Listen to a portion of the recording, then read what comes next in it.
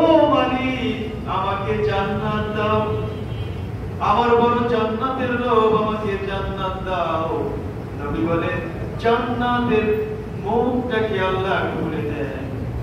ওই জান্নাত বান্দার জন্য আল্লাহর কাছে দোয়া করে বলে, আল্লাহ তোমার অমুক বান্দা জান্নাতে যেতে চায়, আমি জান্নাত তার জন্য দোয়া করলাম, তোমার ওই বান্দাকে তুমি জান্নাত দিয়ে দাও। সুবহানাল্লাহ। তাহলে জান্নাত দোয়া করলো, আমি 3 বার চাইলাম, আমার সাপোর্টে আল্লাহর তৈরি জান্নাত আমার পক্ষে দাঁড়িয়ে গেল। ওমান ইস্তাযারা মিনান নারি 3 মাররাত, আর যারা প্রতিদিন জাহান্নামের আগুন থেকে বাঁচবার জন্য আল্লাহর কাছে চোখের পানি ফেলে কাঁদে আর বলে, মালিক জাহান্নাম থেকে আমারে বাঁচাও, জাহান্নাম থেকে বাঁচাও। ওই জাহান্নাম আল্লাহর কাছে বলে, ও দয়ার মালিক আল্লাহ, তোমার বান্দা আমার কাছ থেকে, আমার ভয়ঙ্কর শাস্তি থেকে তোমার কাছে বাঁচবার চায়, আমি জাহান্নাম তোমার কাছে দোয়া করলাম, তোমার ওই বান্দাকে তুমি জাহান্নাম থেকে বাঁচাও। জোরে বলুন, আমরা তাহলে কয়টা জিনিস আল্লাহর কাছে চাই? প্রতিদিন আল্লাহর কাছে 2টা জিনিস চাই। আল্লাহ ভয়ঙ্কর জাহান্নামে দিও না, ও আল্লাহ ওই লোভের জান্নাত তুমি আমাদেরকে দাও। আল্লাহ তো আমাদের জাহান্নামে দিবার চায় না।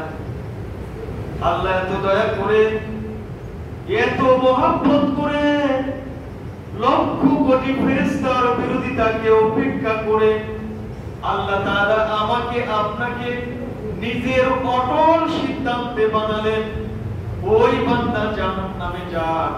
আমার আল্লাহ চায় না।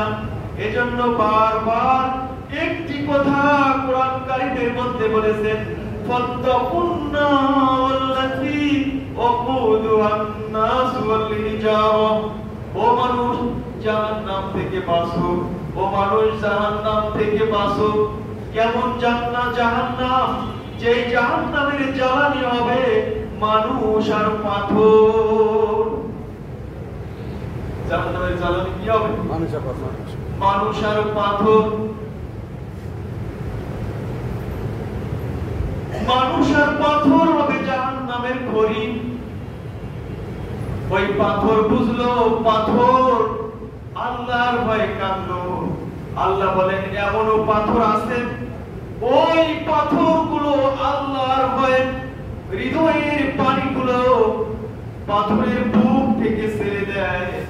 মানুষেরা দেখে মজা লোটে আর বলে, ওটার ফল দেখে আসলাম, জলপ্রপাত দেখে আসলাম, কিন্তু ওই যে উঁচু পাথর থেকে কেমনে পানি আসলো, ওই পাথর ফেটে কেমনে পানি আসলো, এই চিন্তা কিন্তু কোনোদিন করি নাই। আল্লাহ বলেন ইয়াতাফাজ্জারু মিনহুল মা, ওর বুক থেকে যে পানি বের হয় আমার ভয়ে কান্নার পানি। এমন পাথর আছে ইয়াহবিতু মিন খাশিয়াতিল্লাহ, আল্লাহর ভয়ে ওই চূড়া থেকে গড়গড় গড়গড় করে নিচে পড়ে যায়, পড়ে ফেটে চৌচির হয়ে যায়। আল্লাহ বলেন ইয়াহবিতু মিন খাশিয়াতিল্লাহ, ওই পাথরগুলো এমনি পড়ে নাই, ওই পাথরগুলো এমনি চৌচির হয়ে ফেটে যায় নাই, ওরা তো আমার ভয়ে ফেটেছে। এজন্য আল্লাহ বারবার বলেন ইয়া আইয়ুহাল্লাযীনা আমানুত্তাকুল্লাহ, ও মুমিনের দল আমি আল্লাহকে ভয় করো। কাকে ভয় করো?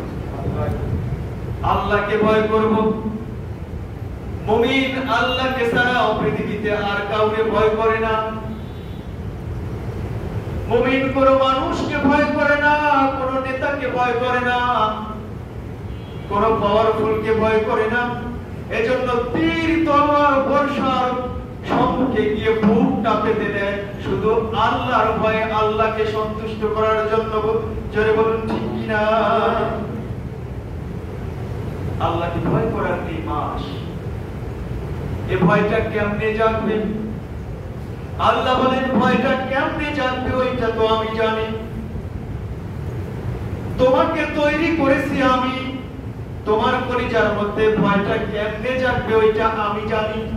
এই জন্য কুতিবা আলাইকুমুস সিয়াম, আমি আল্লাহ তোমার জন্য একটা মাসের রোজাকে ফরজ করেছি।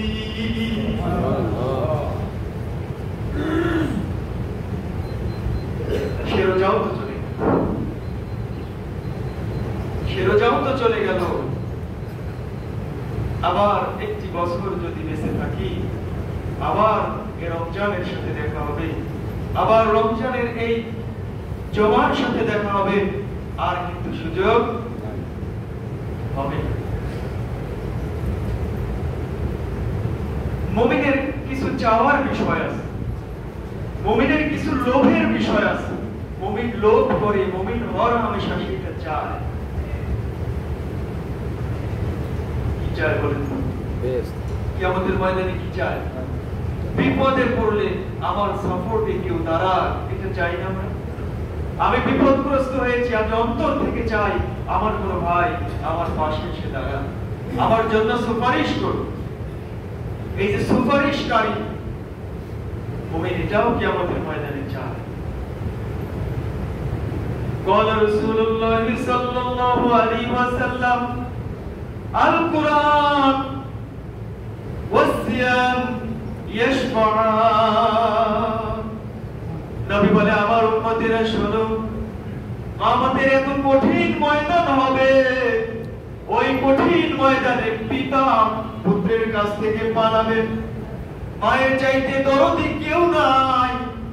যতই করোনা হোক, ডাক্তার বলেছে কাছেও যাওয়া যাবে না, দ্বারে কাছেও যাওয়া যাবে না। মা বলে, কিসের করোনা?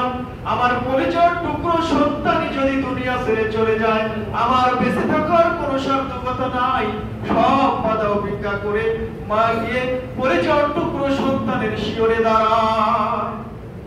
আল্লাহ বলে, ইয়াউমা ইয়াফিরুল মারউ, সেই দিন মা সন্তানের কাছ থেকে পালিয়ে যাবে, পিতা পালাবে, ভাই পালাবে, বন্ধু বান্ধব পালাবে, স্ত্রী আত্মীয় স্বজন সব সেদিন পালাবে। শুধু পীর সাহেব থাকবে, তাই না? না, শুধু পীর সাহেব থাকবে। আল্লাহ বলেন, পিতা পালাবে, মাতা পালাবে, ভাই পালাবে, বন্ধু পালাবে, পরিচয় টুকরো সন্তান পালাবে, যার জন্য জীবন দিলাম, যৌবন দিলাম, সব কিছু দিলাম, ওই বিবিও পালাবে। শুধু পীর সাহেব থাকবে, আর কোনো চিন্তা নাই। বলে না, সব যখন পালাবে, আমার নবী বলেন, উম্মতের দল চিন্তা করো না, দুইটা জিনিস তোমাকে ছেড়ে পালাবে না, তোমার পক্ষে সুপারিশ করবে। সিয়ামে রমজান, তুমি কষ্ট করে রোজা রেখেছো, রোজা দাঁড়িয়ে যাবে আল্লাহর দরবারে। আল্লাহরে বলবে, মালিক, এই যে তোমার গোলাম আমাকে সংরক্ষণ করেছিল বলেই প্রচন্ড পিপাসার মধ্যেও কিছুই খায় নাই। চৈত্র মাস, আষাঢ় মাসের বিরাট দীর্ঘদিন ক্ষুধায় পেট চৌ চৌ চৌ করে রেখেছে, কলিজা ফেটে যেতে চেয়েছে, ঘরের মধ্যে নিভৃতে খাইলে খাইতে পারত, বিজন জঙ্গলের মধ্যে গিয়ে ফলমূলকে ফেলে খেলেও খাইতে পারত, কিন্তু আমাকে সংরক্ষণ করার জন্য তোমার গোলাম কিছু খায় নাই, তোমাকে সন্তুষ্ট করার জন্য কিছু খায় নাই। ও মালিক আল্লাহ, আমি সেই সিয়াম তোমার ওই বান্দার পক্ষে দাঁড়ায়া গেলাম, তোমার ওই বান্দাকে জাহান্নামে দেওয়া যাবে না। আর কে দাঁড়াবে? আর কে দাঁড়াবে? আল কোরআন। কোরআন, আল কোরআন হুজ্জাতুল লাকা ওয়া আলাই। এটা পক্ষেও দাঁড়াবে, বিপক্ষেও দাঁড়াবে। সিয়াম দাঁড়াবে না পক্ষে বিপক্ষে? রোজা রাখি না, ইফতার মাহফিলে চরম মারামারি মরে, কারণ গায়ে তো তার শক্তি আছে, সারাদিন রোজা রাখে নাই, ওরাই তো মরবে। কি বলে? সারাদিন রোজা রাখার দ্বারে কাছে নাই, ইফতারের সময় মারামারি করে মরবে। এদের পক্ষে দাঁড়াবে? কি বলেন? বলেন নাকি এদের পক্ষে দাঁড়াবে? না, বিপক্ষে দাঁড়াবে। আল কোরআন, কোরআন দাঁড়াবে। আল্লাহকে বলবো, ও মালিক, তোমার বিধানকে বাস্তবায়ন করতে গিয়ে, তোমার একটি আয়াতের বিধানকে জমিনে বাস্তবায়ন করতে গিয়ে বুকের তাজা রক্ত যুবক ঢেলে দিয়েছে, নিজের জীবন যৌবন সব জেলখানার মধ্যে কাটিয়ে দিয়েছে। বিবির সাথে দেখা নাই, পরিচয় টুকরো সন্তানের সাথে দেখা নাই, কত ঈদ জেলখানার মধ্যে চোখের পানি ফেলে ফেলে কেঁদেছে। মালিক, জানি না আমার পরিচয় টুকরো বেঁচে আছে কিনা, জানি না আমার পিতা বেঁচে আছে কিনা, জানি না আমার মা বেঁচে আছে কিনা, আর কোনোদিন দেখা হবে না।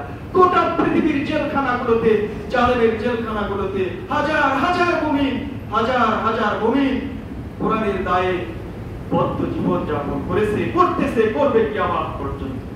বলেন, এদের পক্ষে কোরআনের দায় দায়িত্ব নাই? এদের পক্ষে কোরআনের দায় দায়িত্ব নাই? দাঁড়াবে, হুজ্জাতুল্লাহকা, তোমার পক্ষের দলিল হবে। আল্লাহকে বলবে, মালিক, কেমনে তুমি তোমার এই গোলামগুলোকে জাহান্নামে দিবা?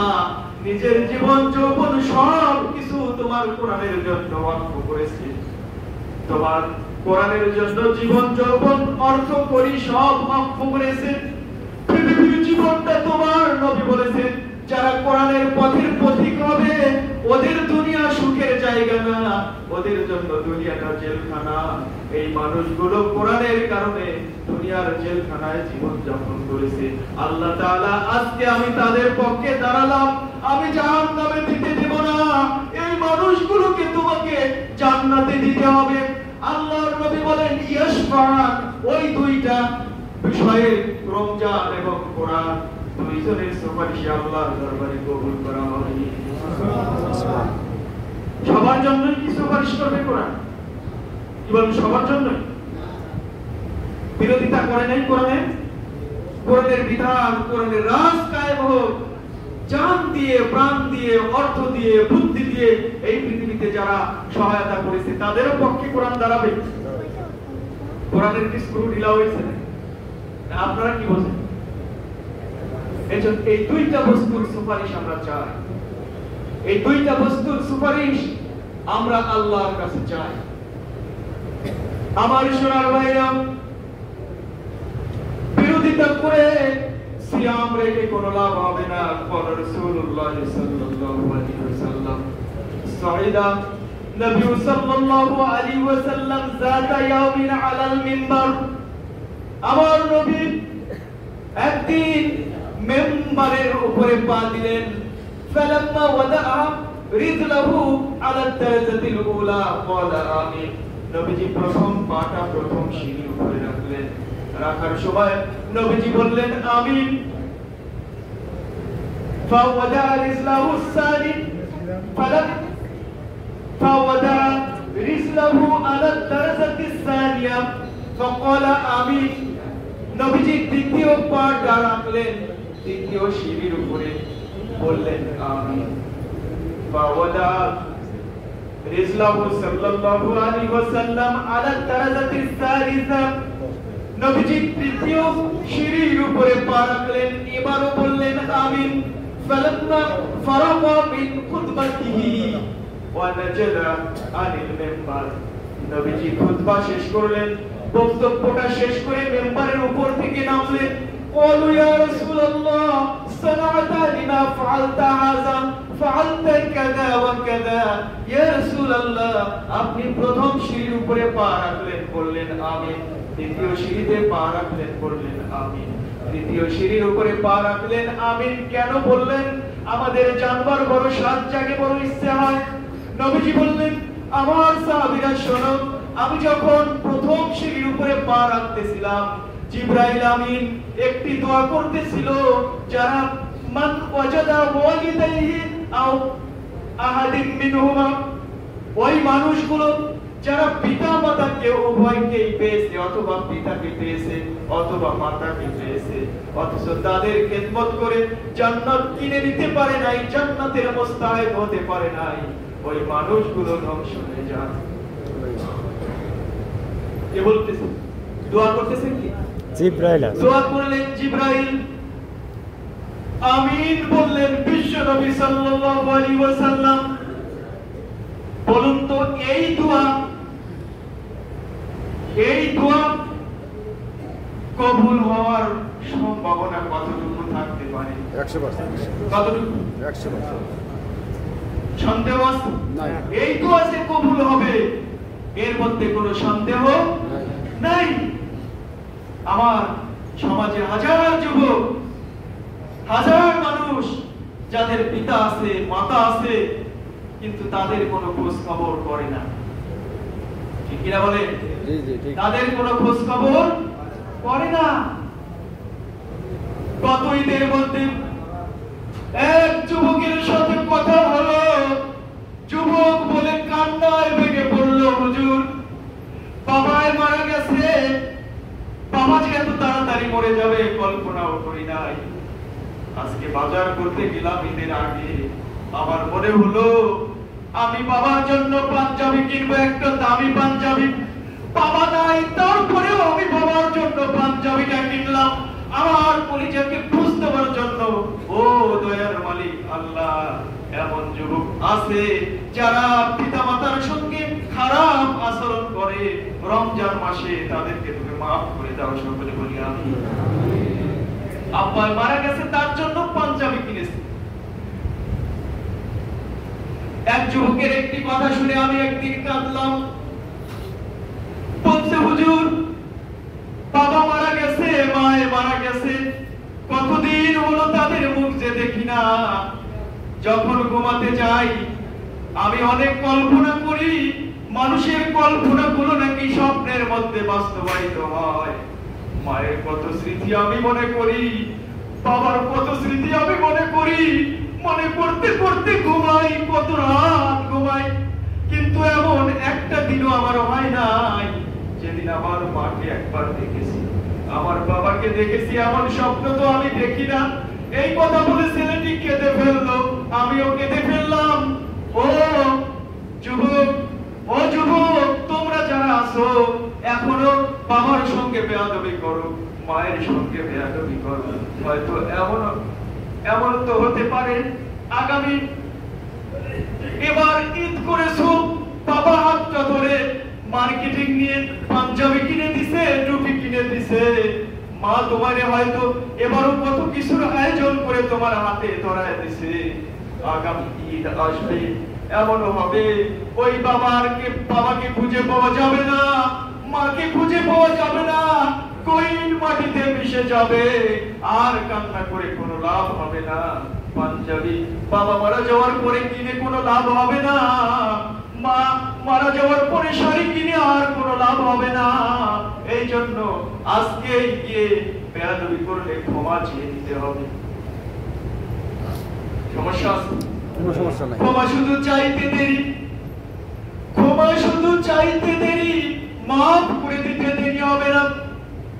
আমি একদিন আমার মাকে, আমার মনে পড়ে না কোনোদিন আমার মা আমার উপরে রাগ করেছে, আমিও মায়ের উপরে কোনোদিন কটু বাক্য ব্যয় করেছি, আমার মনে পড়ে না। একদিন একটা কথা বললাম, মায়ের উপরে যায় এত ব্যথা লাগলো, মা কাঁদলো, মা কেঁদে ফেললো। আমি শুধু বাবা একটা কথা বলেছে, মা ওই কথাটাকে গুরুত্ব দেয় নাই। আমি শুধু হঠাৎ করে বলে ফেলেছি, মা গো তুমি ছেঁচামি কেন করছো, আব্বার কথাটা শোনো। মা এই কথাটা শুনেই এত কান্না কাঁদলো। মায়ে ভেবেছে আমার বেটা তো কোনোদিন আমাকে এই ধরনের কথা বলে নাই, আজকে কেন বললো। আমি সঙ্গে সঙ্গে একেবারে হতবাক হয়ে গেলাম, আল্লাহর কাছে ক্ষমা চাইতে লাগলাম। সঙ্গে সঙ্গে মায়ের পা দুটি জড়ায় বললাম, মা গো মাফ করে দাও। আমি মাপ চাইতে দেরি, মা মাফ করে দিতে দেরি করে নাই, সঙ্গে সঙ্গে মা মাফ করে দিছি। হতেই পারে, কি বলে অনেক যুবক আছে মায়ের সাথে আব্বার সাথে অনেক বেয়াদবি করে, অনেক বেয়াদবি করে। আমি নিজে চোখে দেখেছি, আমি হতবাক হয়েছি, সন্তান কি করে মায়ের সাথে এমন আচরণ করতে পারে। এই রমজানে গুনাহ মাফ হয়ে যাবে, এই রমজানে গুনাহ মাফ হয়ে একেবারে সত্য প্রসূত সন্তান যেমন নিষ্পাপ হয় তেমন হতে পারবে যদি মায়ের কাছ থেকে মাফ চেয়ে নেওয়া যায়। আল্লাহর দয়া তো আরো বেশি, কি বলেন? মায়ের চাইতে কত গুণ দয়া বেশি আল্লাহ। 100 গুণ। যত গুনাহ করেছি 99% ওয়াদা ইনদাহু 99 জুজআ জাআলাল্লাহু মিআতা জুজআ জাআলাল্লাহু রাহমাতান মিআতা জুজআ।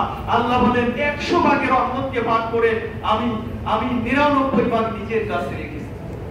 মায়ের কাছ থেকে মাপ নিয়ে সাথে সাথে আল্লাহর কাছে হাত তুলে বলবেন, মালিক আমার মা মাফ করে দিয়েছে, আমার জীবনের সমস্ত গুনাহ তুমি মাফ করে দাও, আমার জীবনের সব গুনাহ তুমি মাফ করে দাও। বলেন তো আল্লাহ দিবেন কিনা? আল্লাহ দিবেন কিনা? আল্লাহর বান্দি মাফ করে দিল।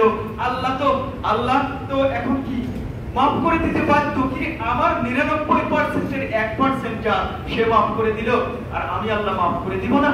এটা কি হয়? ইস্তিগফার।